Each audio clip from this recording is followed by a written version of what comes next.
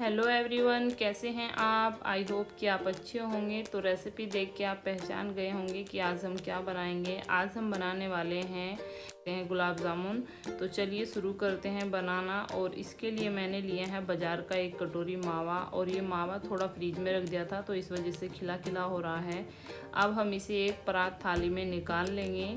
तो यहाँ देखिए जम गया था फ्रीज में, मैंने काफ़ी टाइम पहले भी निकाल दिया था ये बाहर। और इसे अच्छे से क्रश करेंगे।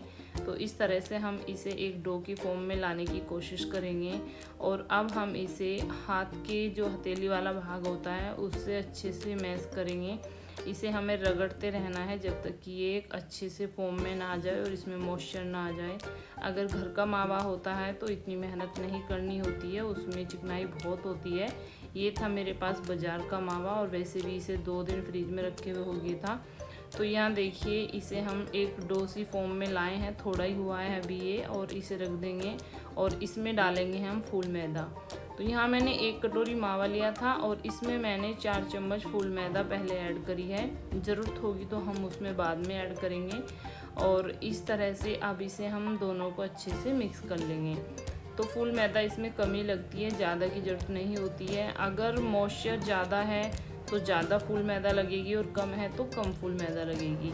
यहाँ मैंने 1 कटोरी में 4 चम्मच डाली है फ़िलहाल। और थोड़ा सा डालेंगे हम इसमें बेकिंग सोडा। तो चुटकी भर मैंने इसमें 1 पिंच बेकिंग सोडा डाला है और इसे भी अच्छे से मिक्स कर देंगे। तो जो रसगुल्ले होते हैं वो बनाने में थोड़ी कठिनाई आती है, लेकिन देखिए जैसे खिला खिला है, इसमें मॉइस्चर की कमी आ रही है तो इसमें हम पानी का छींटा मारेंगे। और अगर मॉइस्चर ज़्यादा है आपके मावे में तो आप उसमें फूल मैदा ऐड कीजिए। तो यहाँ मैंने फिर से इसमें डाला है 2 चम्मच के आसपास पानी और इसका छींटा मार के हम इसे रखते हैं। और यहाँ देखिए मैं एक जैसे रसगुल्ला बना रही हूँ तो ये क्रैक हो रहा है, तो अभी इसमें मॉइस्चर की कमी है। फिर से मैंने इसमें पानी डाला है। तो आपको इसी चीज़ का ध्यान रखना है कि अगर इसमें मॉइस्चर ज़्यादा है तो मैदा ऐड करना है और मॉइस्चर नहीं आ रहा है तो इसमें पानी ऐड करना है। अब ये मैंने थोड़ा सा मैश करके मिक्स करके ढक के रख दिया है जिससे कि ये सूखे ना, जब तक हम बनाते हैं चाशनी। तो चाशनी जिस कटोरी से मैंने मावा लिया था उसी कटोरी से ले ली है चीनी। एक पैन चढ़ाएंगे, गैस ऑन करेंगे और 1 कटोरी हम चीनी डालेंगे और 1 ही कटोरी हम लेंगे इसमें पानी। तो इसका मेजर बिल्कुल सही है कि जितना भी आपके पास मावा हो, मान लो आपके पास 1 किलो मावा है तो 1 किलो चीनी में 1 किलो पानी डाल के इसकी चाशनी तैयार होती है।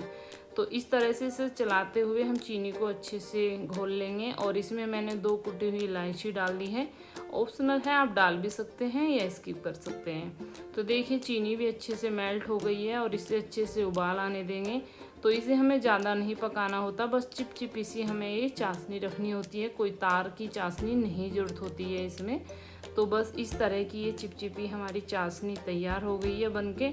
अब हम गैस को कर देंगे बंद और इसे साइड कर देंगे जब तक हमारी चाशनी अच्छे से ठंडी हो जाएगी। तो यहाँ हम चेक करते हैं अपना जो मावे और मैदा का मिक्सचर था, तो ये अब भी मुझे बहुत वैसा लग रहा है जैसे कि मतलब सूखा सूखा होता है। और उसे फिर से हमने रफ़ करा है हाथ से और इस तरह ही मसलते हुए हम इसमें एक बार फिर रसगुल्ले बना के देखेंगे। अगर बन जाते हैं तो सही है, नहीं तो हम इसमें फिर पानी का यूज़ करेंगे।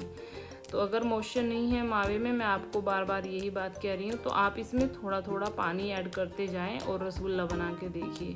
तो देखिए अभी भी इसमें क्रैक्स हैं। फिर से मैं इसमें पानी का छींटा मारूंगी या इसमें मैं 2 चम्मच पानी मैंने इसमें गिर के अच्छे से इसे फिर से मैंने मसला है। इसमें सबसे ज़्यादा मेहनत मावे को अच्छे से मसलने में ही लगती है, क्योंकि जब तक कि ये सॉफ्ट ना हो जाए, इसके रसगुल्ले अच्छे से ना बने। तो यहाँ देखिए ये बन गया है और अब मैं इसका एक रसगुल्ला बना के देखूँगी। तो एक रसगुल्ला बनाने से हमें पता लग जाता है कि हमारा मावा तैयार है या नहीं है। और इस एक थोड़ा सा लेंगे हम भाग मावे का और इसे हाथों से दबाते हुए गोल करते जाएंगे। तो हमें यहाँ छोटे छोटे रसगुल्ले ही बनाने हैं, क्योंकि ये तेल में भी फूलते हैं, जाके हमने सोडा डाला और फिर चाशनी में भी फूलते हैं। तो ये ज़्यादा डबल हो जाते हैं छोटे से, इस वजह से मैं यहाँ छोटे छोटे रसगुल्ले ही बना के तैयार करूँगी। तो देखिए अब ये बिल्कुल परफेक्ट डो है, आप देख सकते हैं मैंने 2 रसगुल्ले बनाए हैं। और अब हम इसे चेक करते हैं कि ये परफेक्ट है या नहीं। तो ऑयल मैंने पहले से ही गर्म कर लिया था और बिल्कुल मीडियम फ्लेम पर हम इसे चेक करेंगे। तो देखिए मीडियम फ्लेम पर हमारा जो तेल है वो तैयार है। जैसे कि हमने इसमें एक छोटा सा भाग डाला मावे का, तो वो एकदम ऊपर आ गया है, तो हमारा तेल परफेक्ट है। मैंने एक रसगुल्ला इसमें डाल दिया है और चम्मच से हम इसे इस तरह से हिलाते जाएंगे, रसगुल्ले में टच नहीं करेंगे वरना ये फूट जाएगा। और ये अब तहर के ऊपर आ गया है, आप देख सकते हैं। तो हमारा रसगुल्ला बिल्कुल बढ़िया बना है। हमारा मावे का जो डो है वो बिल्कुल परफेक्ट है। तो आपने देखा कि मैंने इसमें लगभग 6 चम्मच पानी का यूज़ करा है, जिससे कि इसमें मॉइस्चर आ जाए। और अगर मॉइस्चर ज़्यादा होता तो इसमें मुझे फुल मैदा ऐड करनी पड़ती, लगभग 2 से 3 चम्मच हमें और फुल मैदा ऐड करनी पड़ती। तो हम थोड़ा थोड़ा भाग लेके रसगुल्ले बनाएंगे और बाकी के को हम कवर करके रख देंगे, वरना ये सूखा सूखा हो जाता है ऊपर से।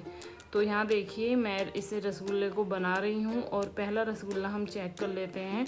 तो आप भी इसे एक बार ज़रूर बना के देखना। इस तरह से बनाओगे, छोटी छोटी बातें ध्यान रखोगे तो आपके रसगुल्ले कभी ख़राब नहीं होंगे। तो यहाँ ये मीडियम फ्लेम पर ही सीख रहा है, धीरे धीरे हमें रसगुल्लों को सीखना है, वरना ये बाहर से तो कलर पकड़ लेते हैं और अंदर से कच्चे रह जाते हैं।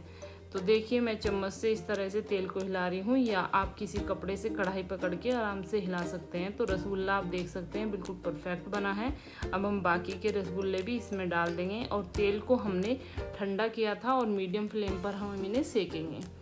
तो यहाँ जितने आपकी कढ़ाई में आ जाए उतने डालें, क्योंकि इसमें इतनी जगह होनी चाहिए जो हमारी चम्मच अंदर से घूम जाए तेल के अंदर। तो ये देखिए आप इस तरह से भी कढ़ाई को पकड़ के हिला सकते हैं धीरे धीरे, बहुत ध्यान से। तो इस तरह से मैंने ये रसगुल्ले भी आराम से सेके हैं, देख रहे हैं आप ऊपर आ गए हैं रसगुल्ले। तो ये रेसिपी आप आराम से घर पे बना सकते हैं, ज़्यादा हार्ड नहीं है, लेकिन इसमें थोड़ा टाइम लगता है मावे को सेट करने में।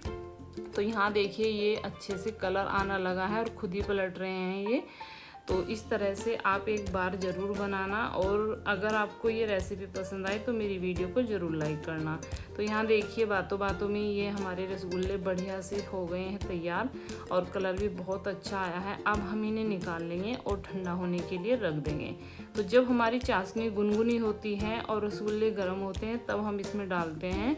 अदरवाइज़ अगर चाशनी ठंडी हो गई है तो रसगुल्ले नहीं डालने, थोड़ी गुनगुनी चाशनी होनी चाहिए जो हम हाथ से टच कर सकें। तो देखिए मैंने ये रख दिए हैं रसगुल्ले चाशनी में डाल के, और पहला रसगुल्ला मैं आपको दिखा रही हूँ, इसमें रस गया है लेकिन अभी थोड़ा कम है। तो इसे रसगुल्लों को चाशनी में डालने के 4 से 5 घंटे बाद ही खाना चाहिए, जिससे कि इसमें रस अच्छे से अंदर तक पहुंच जाए। और यहाँ पर मैंने सेकंड बैच भी डाल दिया है, लो फ्लेम पर हम इसे भी अच्छे से कलर आने तक सेकेंगे। और इस तरह से ही मेरे यहाँ सारे रसगुल्ले बनके तैयार हो गए हैं। और जैसे जैसे बनते जाएंगे वैसे ही हम गुनगुनी चाशनी रखेंगे और चाशनी में गर्म रसगुल्ले आराम से डालेंगे। और 4 घंटे बाद हम इन्हें चेक करेंगे तो इसमें चाशनी आराम से पहुंच गई होगी। लेकिन यहाँ मैं वीडियो की वजह से आपको थोड़ा जल्दी ही दिखाऊंगी। तो ये देखिए यहाँ मेरे ये रसगुल्ले बनके तैयार हो गए हैं, और आप देख सकते हैं कितना बढ़िया इसका कलर आया है, बहुत अच्छा कलर इसका आया है। तो ये देखिए आप देख सकते हैं, पास से मैं आपको दिखा रही हूँ कितने बढ़िया बने हैं हमारे रसगुल्ले। ये गुलाब जामुन बहुत बढ़िया बनी हैं। तो अब देखिए सभी को हम तल के तैयार कर लेंगे, और कुछ इतने हमारे रसगुल्ले ये बन के तैयार हैं। और अब हम इन्हें सबको डालेंगे चाशनी में। तो मैंने फिर से चाशनी को चेक करा है, जिससे मैं हाथ से टच कर सकूँ तो सहन कर सकूँ, और इन पे अच्छे से चाशनी डाल के इन्हें अभी हम थोड़ी देर के लिए छोड़ देंगे। तो ये देखिए आप देख सकते हैं इसमें कितनी रस भी भरा है। और यहाँ मैं आपको चेक करके दिखाती हूँ, ये देखिए काफ़ी टाइम बाद मैंने इन्हें देखा तो इनमें काफ़ी अच्छे से चाशनी आ गई थी। लेकिन अभी हम इसे और रखेंगे शाम तक 2-4 घंटे। तो यहाँ देखिए हमारे ये रसगुल्लों की रेसिपी बनके तैयार है। आप छोटी छोटी बातों को ध्यान रखना तो आपके रसगुल्ले भी बढ़िया बनेंगे, कभी कोई कमी नहीं आएगी। और यहाँ देखिए ये अंदर से मैंने आपको काट के दिखाए। अगर आपको ये मेरी रेसिपी पसंद आई हो तो प्लीज़